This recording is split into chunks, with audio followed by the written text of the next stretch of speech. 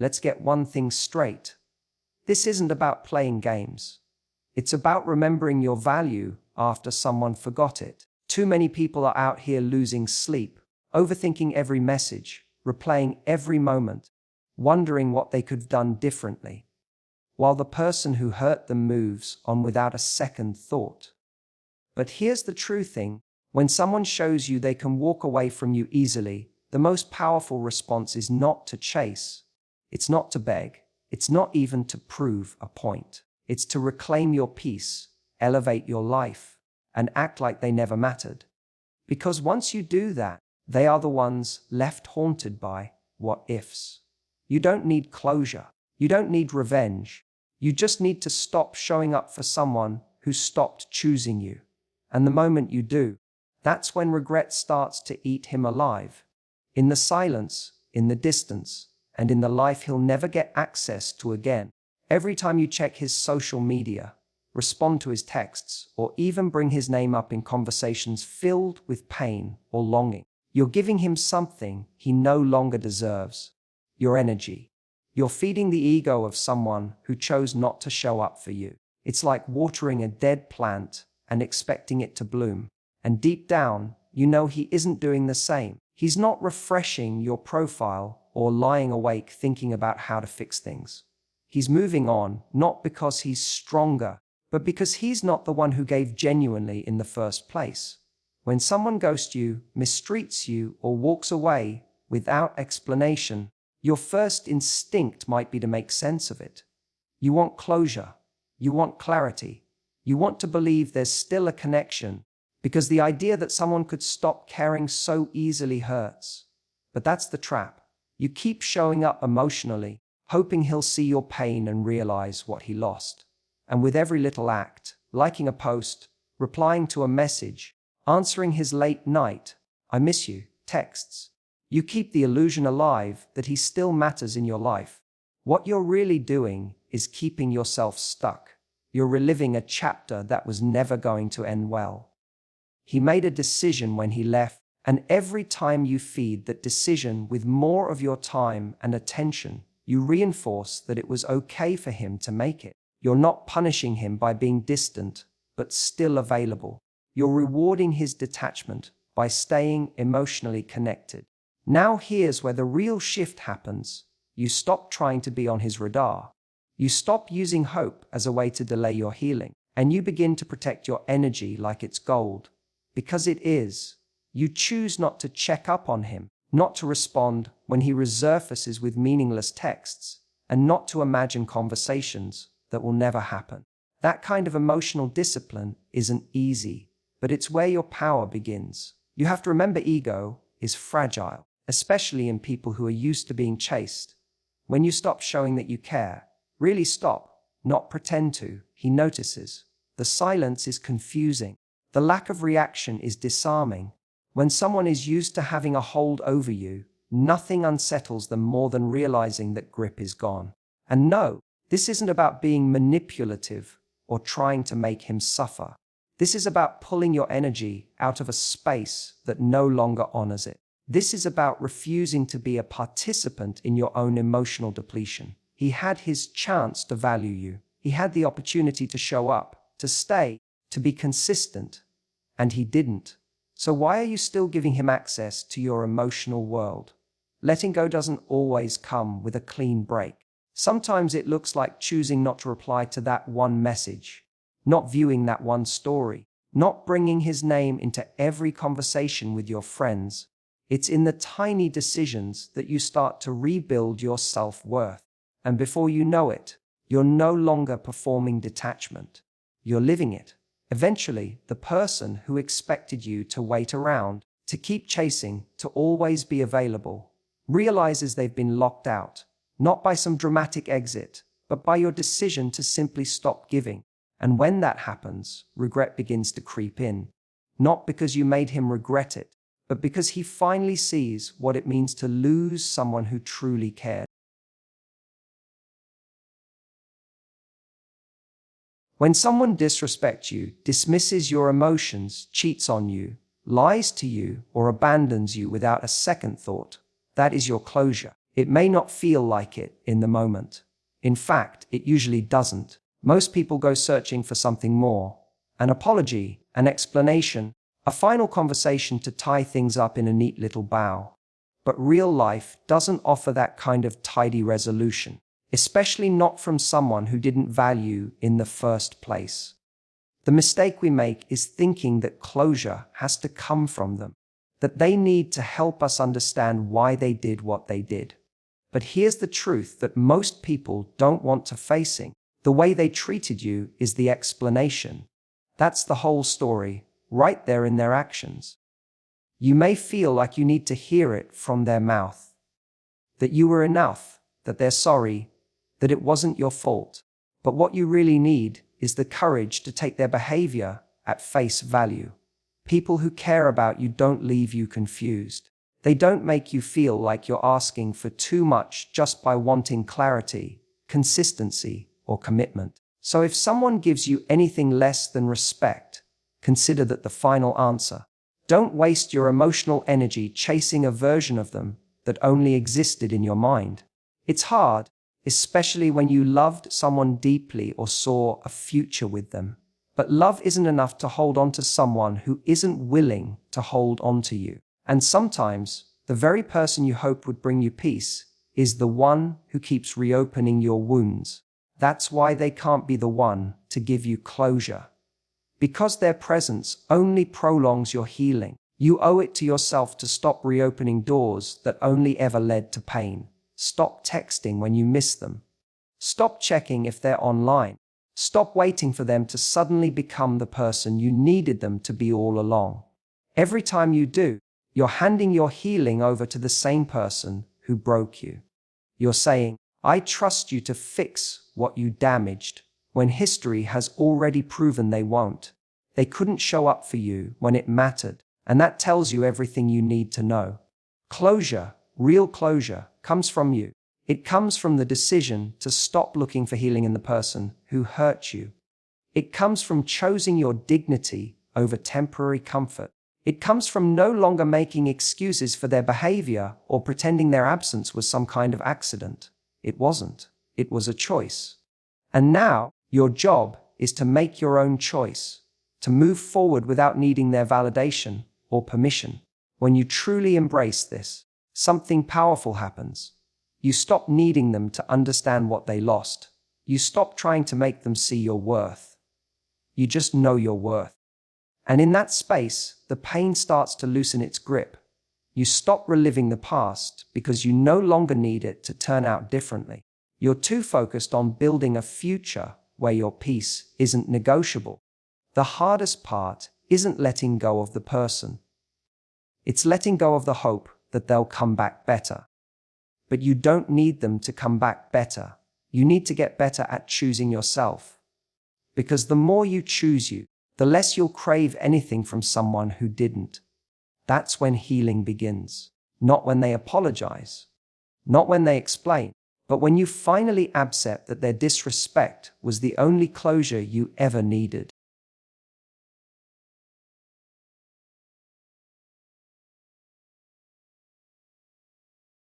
Regret is one of those things that doesn't show up immediately. It takes time. It creeps in slowly, often when life gets quiet and the people who used to be there are no longer within reach.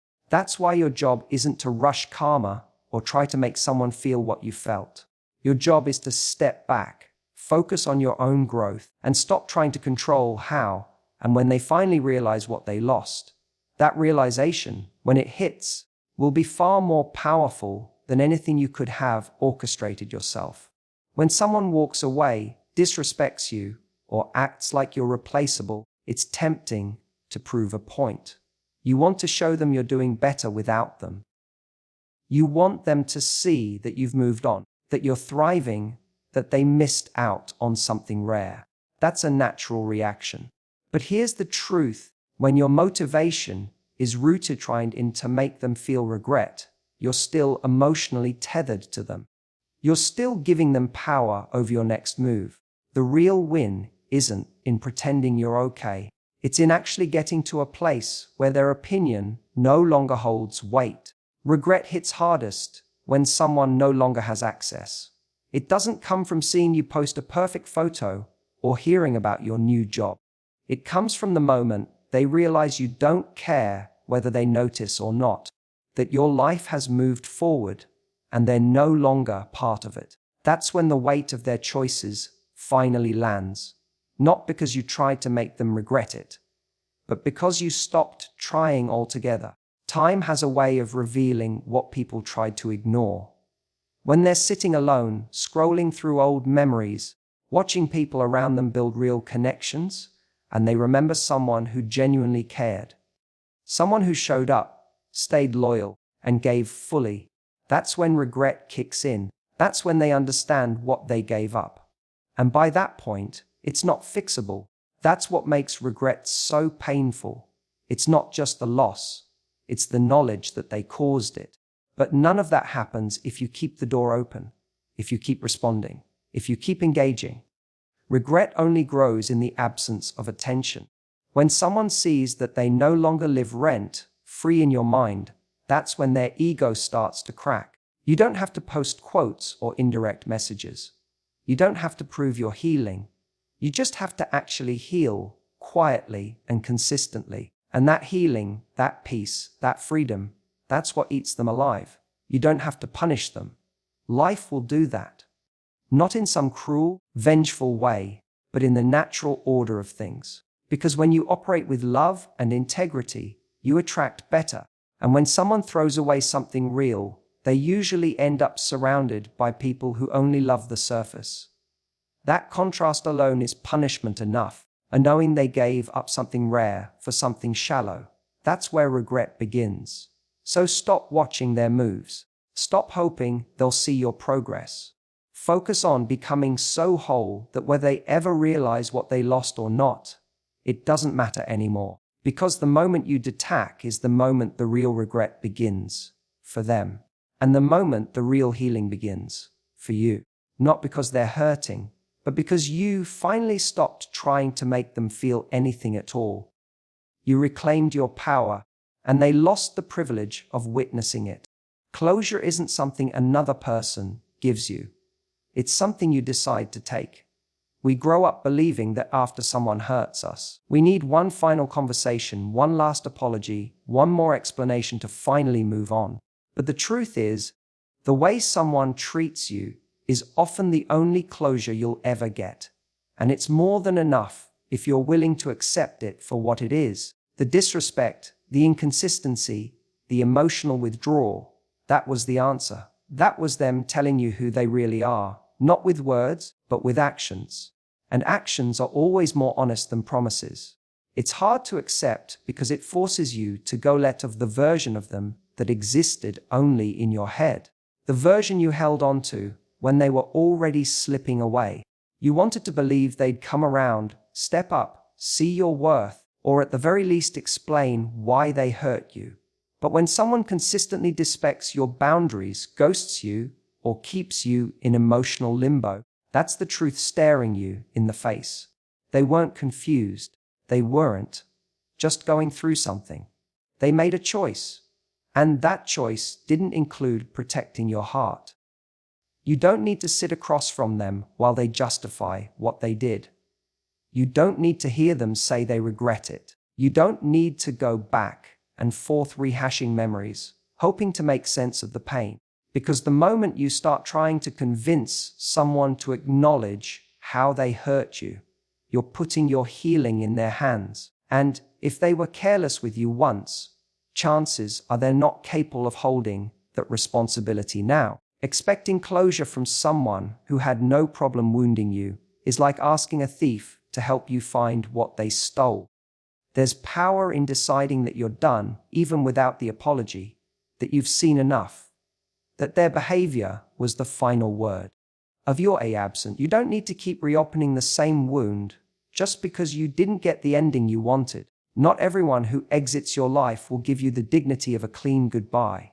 Some people just leave, drift, or betray you in ways that make it impossible to understand. But it's not your job to understand them. It's your job to protect you. Moving on doesn't mean pretending it didn't hurt. It means acknowledging the pain, sitting with it, and still choosing to walk forward. It means saying, "This isn't love," even when your heart tries to argue otherwise. It means letting go of the idea that they owe you something, because holding on to that idea will only keep you stuck in a loop where you keep seeking validation from the person who took your peace. When you finally stop chasing closure, you start creating space. Space for new thoughts, new habits, and eventually new people who show up fully. People who don't make you question your worth or beg for clarity. But that can only happen when you take your focus off the one who broke you and put it back on rebuilding yourself. It's a quiet kind of strength. The decision to walk away without fanfare, to say nothing, block the number, delete the thread, and choose yourself without waiting for them to notice. That's not cold. That's clarity. You've seen who they are. You've heard all you need to hear. You've felt all you need to feel. And now you're done explaining why you deserve better. You're just going to live like it.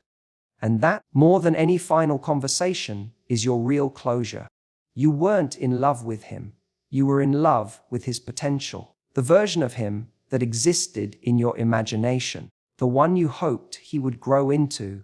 The one you thought was buried underneath the inconsistency, the excuses, the half-hearted affection. But potential is a dangerous thing to fall for. It keeps you hanging on to a relationship that only exists in your hopes, not in reality.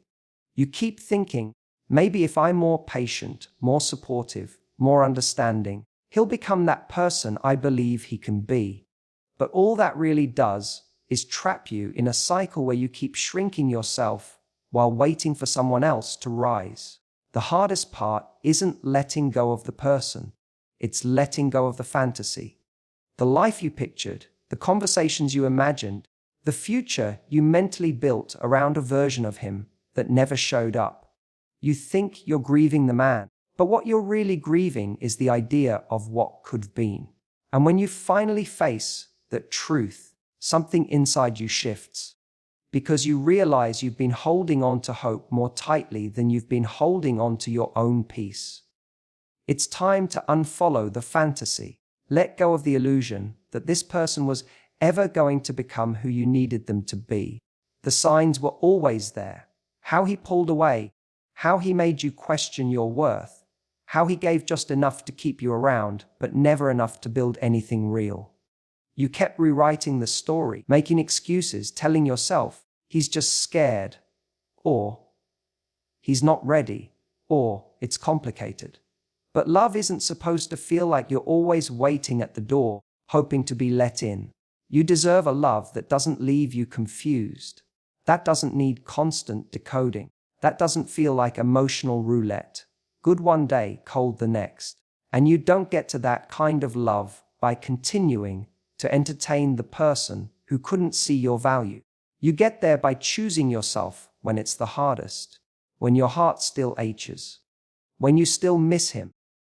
When part of you still wants to believe there's something worth saving, that's when self-respect matters the most. When your emotions try to convince you to stay small, to stay hopeful, to stay stuck. Reclaiming your future starts with making peace with the past. Not rewriting it, not romanticizing it, but calling it what it was.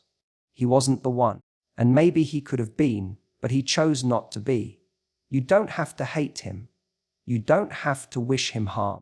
But you do have to move forward like someone who finally understands her own value. You do have to act like he never mattered, not because he meant nothing, but because he no longer gets a seat in your future. And when you do that, when you stop checking in, stop making excuses, stop hoping for a version of him that never arrives, that's when you take your power back. You start building a life that actually reflects your worth. Not one that revolves around convincing someone else of it. You stop looking backward, because forward is where everything you deserve lives. The peace, the love, the connection, the growth. It's all ahead of you, not behind. He may have lost someone rare. That's his burden to carry. Let regret do what it does best.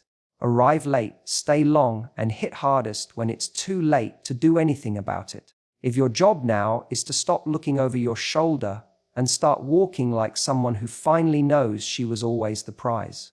Because you are, of your absence, and he'll realize that long after he's already been erased from the story.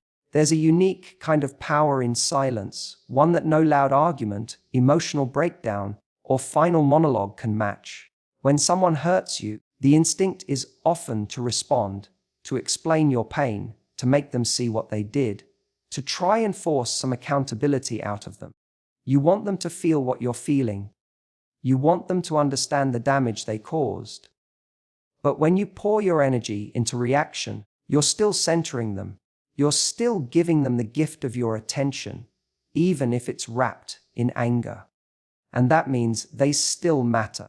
That means they still have access. But silence is different. Silence is calm, not because you don't care, but because you've decided to care about yourself more. It's not about being cold or detached. It's about choosing your peace over drama, your dignity over performance.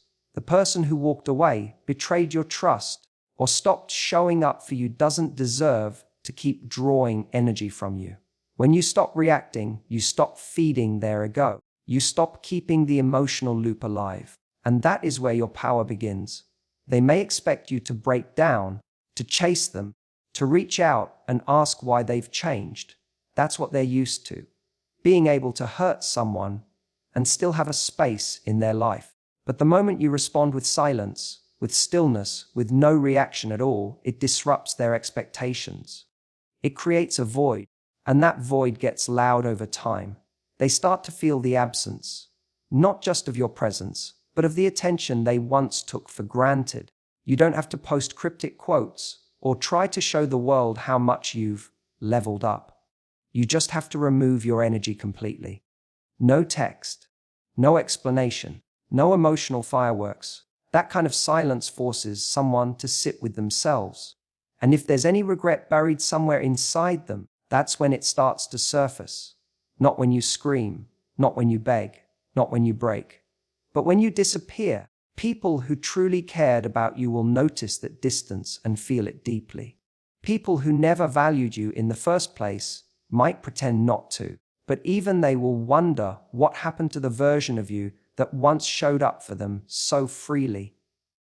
Either way, it's not your concern anymore. You're not doing it for a reaction. You're doing it because your peace is no longer up for negotiation. There's a common mistake people make after heartbreak. They think they need to show they've moved on. They want their ex to see the glow up, the revenge body, the better job, the new person. But here's the truth: when you really move on, you don't need them to see any of it. The moment you stop caring whether they notice is the moment you truly begin to heal. Because real growth isn't performative. It's quiet. It's internal. It's waking up and realizing you didn't check their profile. It's making it through the day without replaying conversations. It's peace. Genuine, unshakable peace. That's what silence gives you. It gives you back your mind, your time, your emotional clarity. It keeps you from re-engaging in battles that only drain you. It protects your dignity. And most importantly, it reminds you that you don't need to do anything to prove your worth. You already have it. The person who failed to see that is no longer your responsibility. Let them wonder. Let the silence speak. Let the absence echo. Because when you no longer react, you're not just taking the high road, you're taking the power back. And that's when they start to feel it. Not your words, not your pain, your absence. So here's what you need to remember. You don't win by proving anything to him. You win by choosing yourself over and over again. You win by no longer handing your power to someone who didn't protect your heart. You don't need to scream, explain, or show off your healing. You just need to stop showing up where you're no longer valued. Let your silence speak. Let your peace be the loudest thing he hears. Let your absence say what your words never needed to. You're not here to be someone's lesson. You're here to live, to grow, to love without begging to be loved back. Act like he never mattered. Not because you didn't care, but because you finally realized you do. Let regret find him. Let life teach him. That's not your job anymore. Your job is to rise. And this time, you're doing it for you.